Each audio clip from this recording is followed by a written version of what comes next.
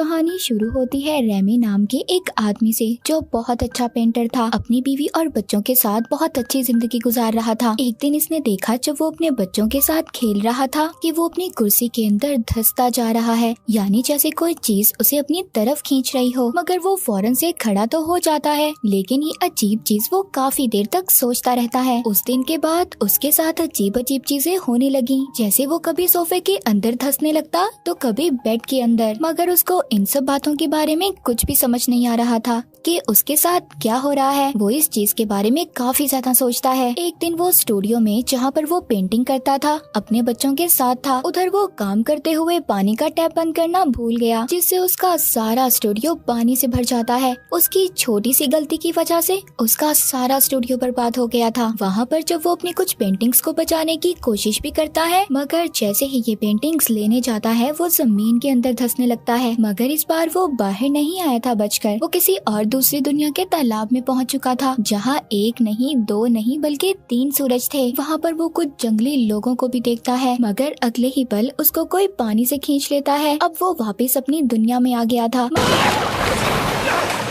मगर अब उसको कुछ भी ठीक नहीं लग रहा था। उसको इस बात का तो अंदाजा हो चुका था कि ये कोई उसका वहम नहीं है, बल्कि कुछ तो है जो उसके साथ गलत हो रहा है। वो सब बातें अपनी बीवी को बताता है, मगर वो तो उसकी किसी भी बात पर यकीन करने को तैयार ही नहीं थी। दरअसल रेमी की बीवी अपने बॉस को पसंद करती थी और रेमी को छोड़ना चाहती थी। अब बेचारे रेमी के पास तो कुछ भी नहीं बचा था, न उसका स्टूडियो और न ही उसकी बीवी। उस पर तो जैसे मुसीबतों का पहाड़ टूट चुका था। उसकी बीवी तो अपने बॉस को मिलवाने घर पर भी ले आती है। रेमी को कुछ भी समझ नहीं आता। वो तो आराम से उनकी हर बात मान लेता है। वो तो उनसे ये भी कह देता है कि कुछ दिन के बाद मैं घर छोड़कर चला जाऊंगा। अब ये बात जब वो अपने घर वालों को बताता है कि उसकी बीवी उसे छोड़ना चाहती है, उनकी मदद चाहिए, मगर वो भी उसकी कोई बात नहीं सुनते और मदद करने से साफ इनकार कर देते हैं। अब इन सब के बाद जब वो कॉफी बनाने किचन में जाता है तो उसके साथ दोबारा से अजीब अजीब चीजें होने लगती हैं। उसकी बिल्ली हवा में रुक जाती है। रेमी उसे हिलाता है, मगर उसकी बिल्ली तो जैसे हवा में ही जम गई थी। वो जब अपने आसपास की चीजों को देखता है सब कुछ रुक गया था। जमीन लिक्विड जैसे होने लगी थी और वो अब जमीन में धंसता जा रहा था। अचानक से वो अपने घर से एक जंगल में आ गया था, यानी दूसरी दुनिया में। तभी वो देखता है जंगली लोग जानवर को काट कर पका रहे हैं। वो उनसे मदद मांगता है तो वो तो रेमी को अपना खाना समझ रहे थे। उसके पीछे भागते हैं उसे पकड़ने के लिए, मगर वो किसी न किसी तरह अपनी जान छुड़ाकर भाग जाता है। अब जिसके बाद वो गांव में आ जाता है। वहाँ पर आकर वो गार गुफा में छुप गया था। तभी अचानक से कोई चीज उसको खींचती है और वो अचानक से आकर दोबारा से अपने घर में गिरता है। सब घर वाले परेशान हो गए थे। सारी चीजें बिखर जाती हैं, मगर कोई भी इस बात पर यकीन करने के लिए तैयार ही नहीं था। वो आपस में ये बातें करते हैं कि रेमी पागल हो गया है। तभी वो बेहोश हो जाता है। अब उसकी आंख हॉस्पिटल में खुलती है, मगर डॉक्टर भी उसकी किसी बात पर यकीन करने के लिए तैयार ही नहीं थे। अब रेमी जब अपने स्टूडियो में जाता है तो वहाँ पर बैंक वाले, कस्टमर्स सब उससे पैसे लेने आए हुए थे, लेकिन अचानक से सब हिलना बोलना बंद कर देते हैं। वो दोबारा से जमीन के अंदर जाने लगा था। वो सबको बुलाता है, देखो मेरी तरफ, मगर कोई भी नहीं बोल रहा था। बोलते भी बेचारे कैसे, सब जम गए थे। अब वो तीसरी बार उस दूसरी दुनिया में पहुंच गया था। वहाँ पर बहुत सारे जंगली लोग थे, जिन्हें देखकर ऐसा लग रहा था कि जैसे वो इसी का इंतजार कर रहे हों। इशारों ही इशारों में इसे उनकी बात समझ आती है कि वो इसे उड़ने का कह रहे हैं। रेमी को ऐसा लग रहा था कि शायद वो उड़ सकता है। वो जोश में उड़ने लगता है, मगर बेचारा नीचे जाकर गिरता है। वो उसको वहाँ पर जबरदस्ती जादुई फल खिला देते हैं। अब उस फल के खाने की वजह से रेमी भी उनकी जुबान को समझने लगा था। अब उस कबीले का सरदार उसे समझाता है कि आखिर वो इनकी दुनिया में आया कैसे। असल में सब जंगली लोग जुटान नाम के खतरनाक जंगली राक्षस से बहुत परेशान थे। वो किसी को भी उठाता था और मारकर खा जाता था। कबीले के लोगों को अपनी एक पुरानी किताब से ये पता चला कि दूसरी दुनिया का आदमी ही उन्हें इस राक्षस से बचा सकता है। इसीलिए जादू कर वो रेमी को अपनी दुनिया में लाने की कोशिश कर रहे थे। हमें यहाँ पर पता चलता है जो भी रेमी के साथ हो रहा था वो सिर्फ इनके जादू की वजह से हो रहा था, मगर वो इनकी मदद करने से साफ इनकार कर देता है। इसको मनाने के लिए वो जंगली आदमी इसे उल्टा भी लटका देते हैं, इसे एक जगह पर बंद भी कर देते हैं जहाँ पर ये जोटान को मारने का प्लान सोचेगा। अब वहाँ पर जैसे ही ये तरबूज को उठाता है, वापिस से अपनी दुनिया में आ जाता है। इस बार ये किसी को कुछ नहीं बताता, क्योंकि ये जान चुका था कि कोई भी इसकी बात पर यकीन नहीं करेगा। वो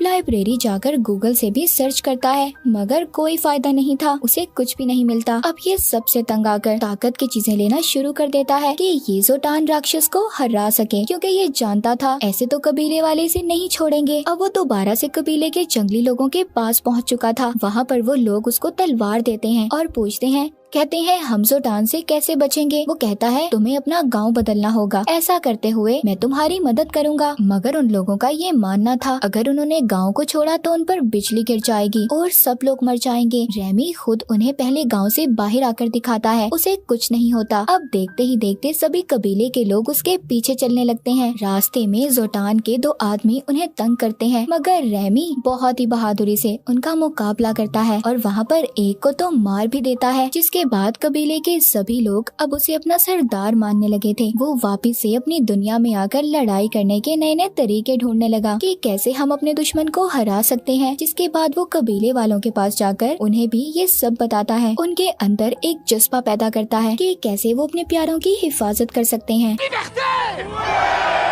जिसके बाद ये अपनी दुनिया में आकर अपने बेटे के साथ टाइम गुजारता है और फिर दोबारा से दूसरी दुनिया में चला जाता है। तभी वहाँ पर ये देखता है कि वहाँ पर तो जंग छिड़ चुकी थी। जोटान की आर्मी कबीले के लोगों पर भारी पड़ रही थी, उन्हें बुरी तरह मार रही थी। अब ये सभी लोगों को बचाकर एक जगह पर ले आता है और उन्हें अपना प्लान बताता है। जिसके बाद ये जोटान के आदमियों के पास जाकर उनकी बेइज्जती करता है, उन्हें थप्पड़ मारता है और फिर वहाँ से भाग आता है। सब उसका पीछा कर रहे थे। ये अपने कबीले के लोगों को कहता है इन पर हमला कर दो। इसका प्लान कामयाब हो गया था और खुद भागकर एक दरख्त में छुप गया। अब कबीले के लोग जोटान की आर्मी पर तीर बरसा रहे थे। सारी दुश्मन आर्मी मारी जा चुकी थी। अब ये सब कबीले के लोग रेमी के आगे सर झुका लेते हैं। वो अब उनका राजा बन चुका था। रेमी ने टेक्नोलॉजी का इस्तेमाल करके गाँव में बहुत कुछ बनवाया। कबीले वाले उसे अपना गॉड समझने लगे थे। उसे यहाँ हर चीज के मजे मिल रहे थे जो मजे बादशाह लिया करते थे। उसके आसपास भी बहुत सारी लड़कियां थी। काफी टाइम ऐसे ही गुजर जाता है। अब वक्त के साथ साथ रेमी भी बदल गया था। जहाँ पहले वो एक डरपोक इंसान था, मगर अब काफी ना डर और बहादुर हो गया था।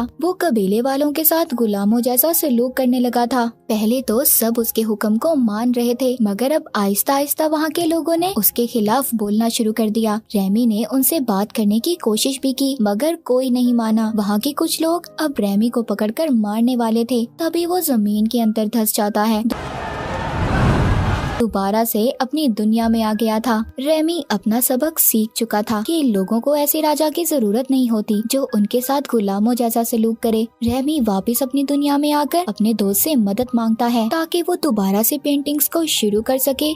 अब उसकी जिंदगी में एक लड़की भी आ गई थी। वो दोनों एक दूसरे को पसंद करने लगे थे, मगर जैसे ही ये लड़की पास आती है, रेमी एक बार फिर दोबारा से वापस दूसरी दुनिया में आ गया था। वहाँ के कबीले के लोग इसको बताते हैं अभी तुमने जोटान को मारना है, जिसके बाद ही सब कुछ खत्म होगा। हालांकि रेमी इन सब में अब पढ़ना नहीं चाहता था, मगर वो लोग जबरदस्ती इसको जोटान की गुफा में फेंक देते हैं। लड़ाई करते हुए रेमी को डर तो लग रहा था, मगर ऐसे ही वो अपना हथियार उठाकर हवा में फेंकता है और सीधा वो जोटान को जाकर लगता है। जोटान राक्षस अब मर चुका था। सब उसे देखकर बहुत खुश थे। अब उन कबीले के लोगों की आखिरी रस्म भी बाकी थी। इन लोगों ने रेमी को मारकर खाना था। उसे जब ये पता चलता है तो वो तो डर कर भागता है, मगर वो आदमी जिसने जादू कर कर रेमी को इस दुनिया में बुलाया था, वो अपनी एक चीज को आग में फेंक देता है, जिससे रेमी कभी भी अपनी दुनिया में नहीं जा पाएगा। कबीले के सब लोग उसे पकड़ लेते हैं और मारने ही वाले थे। तभी कुछ लोग उस जलती हुई चीज को उठाकर पानी में फेंक देते हैं, जिससे रेमी बच जाता है। अब वो सीधा हॉस्पिटल पहुँच गया था, जहाँ पर उसकी बीवी बीवी और वो लड़की भी थी जो उसे पसंद करती थी। जब उस लड़की को पता चलता है कि इसकी बीवी के साथ इसका डिवोर्स अभी तक नहीं हुआ तो वो उसे छोड़कर वहाँ से चली जाती है। इसकी बीवी को भी अब ये एहसास हो गया था कि उसने जो भी किया वो उसकी बहुत बड़ी गलती थी। वो रेमी से माफी मांगती है। उधर दूसरी दुनिया में जंगली लोगों ने रेमी का स्टैचू बनाकर हमेशा के लिए उसे याद रखा था। मूवी के आखिर में रेमी अपनी बीवी और बच्चों के साथ समुंदर के किनारे था। सब कुछ बिल्कुल ठीक हो चुका था। सब लोग बहुत खुश थे और इसी हैप्पी एंडिंग के साथ ये मूवी यहीं पर खत्म हो जाती है।